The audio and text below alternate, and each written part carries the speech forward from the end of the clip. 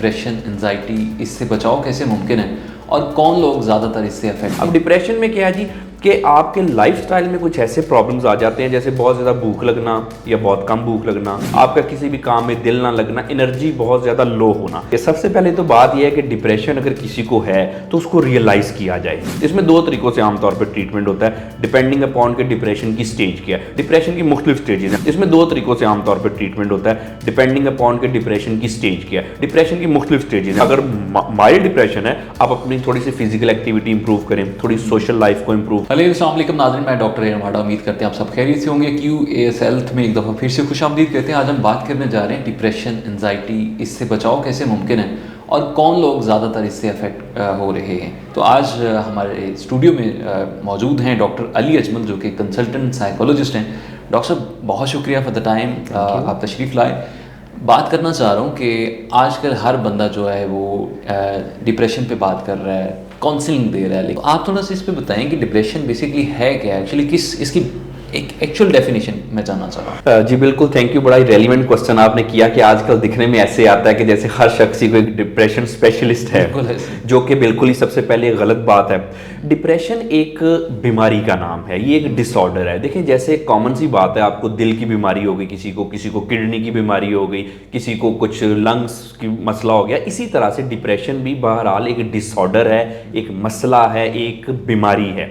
अब इसमें होता ये है कि आपने पूछा कि डिप्रेशन है क्या, तो जी डिप्रेशन हमारी मूड की और हमारी थिंकिंग की बीमारी का नाम है। इसमें आम तौर पे आप देखें कि हमारे जो लाइफस्टाइल हैं वो इस तरह के होते हैं कि जो कि बिल्कुल नॉर्मल नहीं होते। सबसे पहले तो एक बात इसमें क्लियर करनी चाहिए कि डिप्रेशन से कोई, इसका पागलपन से कोई ताल्लुक नहीं है। ये एक स्टिग्मा है कि जिसको डिप्रेशन है वो खुदा न खासा वो कोई इंसेन है, वो इंसैनिटी वाले मसले कोई डिफरेंट होते हैं। अब डिप्रेशन में क्या है जी कि आपके लाइफस्टाइल में कुछ ऐसे प्रॉब्लम्स आ जाते हैं, जैसे बहुत ज़्यादा भूख लगना या बहुत कम भूख लगना, बहुत ज़्यादा नींद आना या बहुत कम नींद आना, उसके अलावा ज़िंदगी में दिल ना लगना, ज़िंदगी के कलर्स को एंजॉय ना कर सकना, सेंस ऑफ प्लेयर ना होना, आपका किसी भी काम में दिल ना लगना, एनर्जी बहुत ज़्यादा लो होना।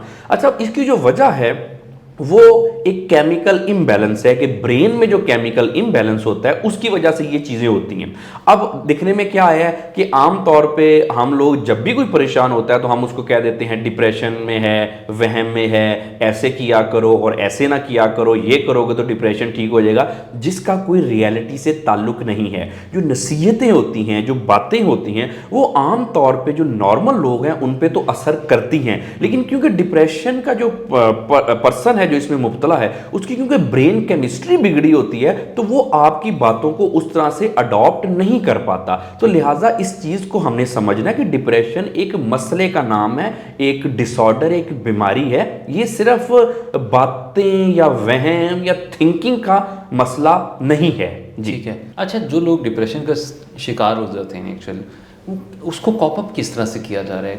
बड़ी हिजे किया जाता है, इस पे काम किया जाता है, लेकिन फिर भी उससे निकला नहीं जाता। कोई जो लोग निकलना चाहते हैं, इसे एक्चुअल पे इस पे काम करना चाह रहे हैं, थोड़ा सा वो बताएं कि क्या ऐसी टेक्निक्स हैं जिसको अपनाया जाए। जी इसमें जी दो पार्ट है इसके। सबसे पहले तो बात यह है कि डिप्रेशन अगर किसी को है तो उसको रियलाइज़ किया जाए कि हाँ जी मुझे डिप्रेशन है, और इसमें किसी किस्म का घबराया या छुपाया ना जाए। ना वो शख्स घबराए जिसको डिप्रेशन है और ना ही उसके पेरेंट्स या इर्द गिर्द वाले। क्योंकि देखिए बात यह है कि अगर जैसे किसी को जुकाम हो जाता है, बुखार हो जाता है, इंसानों को होता है, तो डिप्रेशन भी इंसानों को हो जाता है। अब अगर बुखार जुकाम में कोई परेशानी वाली बात नहीं है या कोई बुरी बात नहीं है, इंसान है तो बीमार हो गया, तो मेरा ख्याल है सबसे पहले हमें इसके इलाज के लिए ये ज़रूरी है कि डिप्रेशन को भी समझें कि ये भी हो जाता है, बहरहाल इंसानों को होता है। अब जब ये रियलाइज कर लिया, अब आते हैं इसके ट्रीटमेंट की तरफ। देखिए इसका ट्रीटमेंट जो है ये बिल्कुल एक, जैसे मैंने बताया कि इसमें ब्रेन इम्बैलेंसेस होते हैं, कुछ केमिकल इम्बैलेंसेस। इसमें दो तरीकों से आमतौर पर ट्रीटमेंट होता है, डिपेंडिंग अपॉन के डिप्रेशन की स्टेज क्या है। डिप्रेशन की मुख्तलिफ स्टेजेस हैं, माइल्ड भी है, मॉडरेट भी है,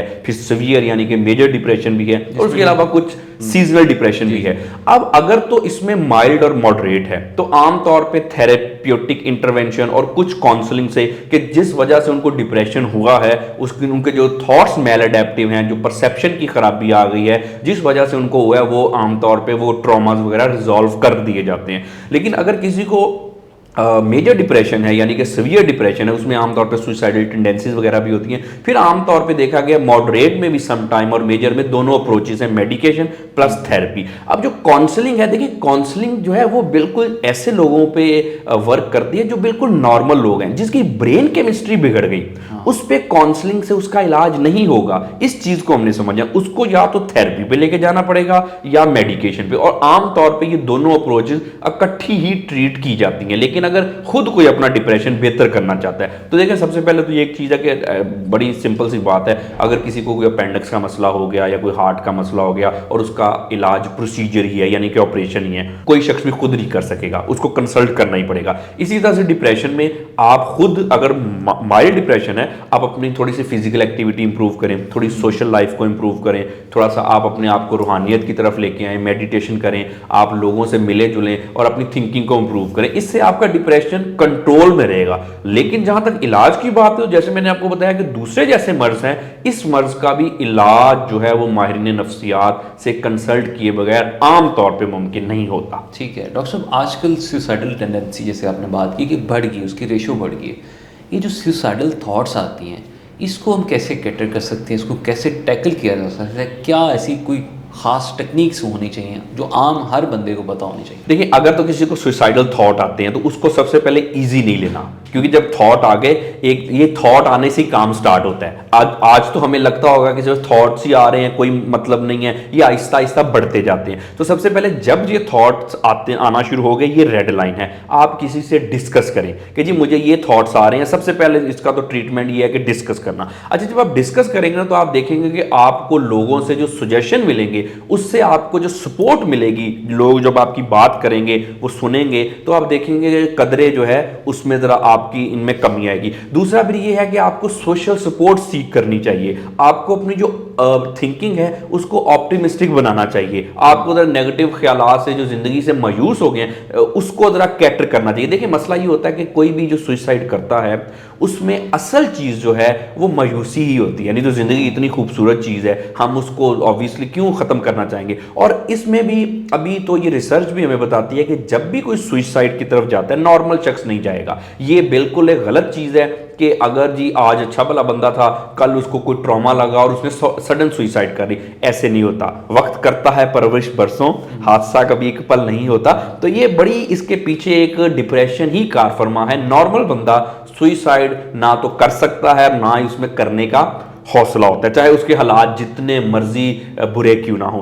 तो एक तो लोगों से डिस्कस करना, और लोगों को ये चाहिए कि अगर आप कोई शख्स ऐसी बात कर रहा है कि जैसे बड़े एक हमारे पास एक पैटर्न है जो सुसाइड से करने से पहले लोग कहते हैं, या तो वो लोगों से माफिया मांगना शुरू कर देंगे, या कहेंगे कि दुनिया बेकार है, मैं जा रहा हूं, या वो अगली बातें, अगले जहान की बातें करनी शुरू कर देंगे। तो इस तरह के कॉमन पैटर्न जो सुसाइड करने वाला होता है, या तो उसके बिल्कुल चेंज हो जाते हैं, अपने मनपसंद खाने खाएगा, अपने मनपसंद लोगों से मिलेगा, उसकी जो लाइफ स्टाइल है बिल्कुल ही 180 डिग्री चेंज हो जाएगा सुसाइड करने से पहले। यानी कि ऐसा शख्स जिसने सुसाइड का सोच लिया, वो कमिट करने जा रहा है। जब ऐसी चीज हो तो बिल्कुल जैसे रेस्क्यू 1122 की तरह एक इमरजेंसी सर्विसेज हैं, तो इसी तरह से इनको साइकोलॉजिकल इमरजेंसी सर्विसेज से कंसल्ट करना चाहिए। डॉक्टर साहब, हमारे मुल्क में अभी पिछले दिनों एक अफसोसनाक हादसा पेश आया। तारक जमील साहब के साहबजादे, कहा तो यही जा रहा है कि उन्होंने खुद से अटेम्प्ट किया सुसाइड का।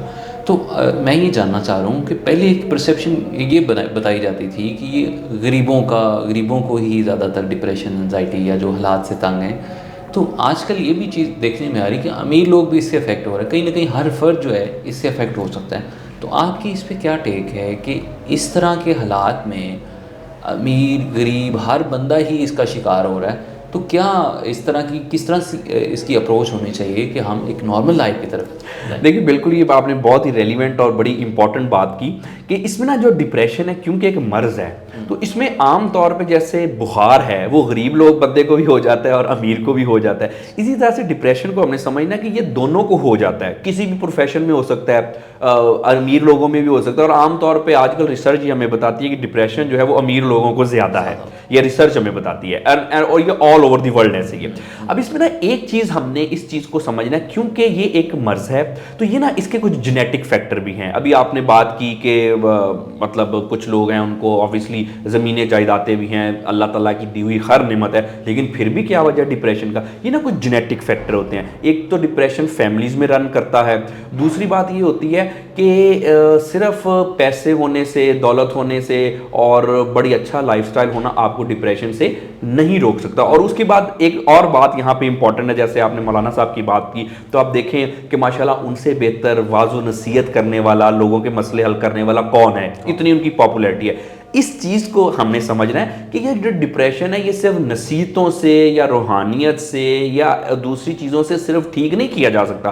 अगर किसी की हार्ट में फ़र्ज करें ऐसा मसला है जिसकी सर्जरी होनी है, तो वो सिर्फ नसीहतों से या रूहानी चीज़ों से नहीं हल हो सकता। तो इस चीज़ को हमने समझना है। अगर किसी को डिप्रेशन है फौरी तौर पे उसका इलाज कराएं, घबराएं नहीं, छुपाएं नहीं, कोई परेशानी की बात नहीं है। आजकल तो बड़ी एडवांस टेक्निक आ गई है। इस जस्ट लाइक के बुखार है, गए डॉक्टर के पास ठीक हो गए, डिप्रेशन है डॉक्टर के पास जाएं, ठीक हों और अपनी ज़िंदगी को एंजॉय करें। ठीक है डॉक्टर साहब, बहुत शुक्रिया। Well we have doctor Ali Ajmal, consultant psychologist, बता रहे थे कि किस तरह से डिप्रेशन और एंजाइटी से बचा जा सकता है। उसकी बेहतरीन सॉल्यूशंस उन्होंने बता दी कि नॉर्मल लाइफ की तरफ हमें सेडेंटरी लाइफस्टाइल से हटकर अपनी फिजिकल एक्टिविटीज़ को बेहतर करके अपनी जो नॉर्मल मेंटल हेल्थ है उसको कैसे बेहतर किया जा सकता है। उम्मीद करते हैं आज का शो आपके लिए बहुत मुफीद साबित होगा। अपने मेज़बान डॉक्टर को इजाज़त दीजिए। अल्लाह ने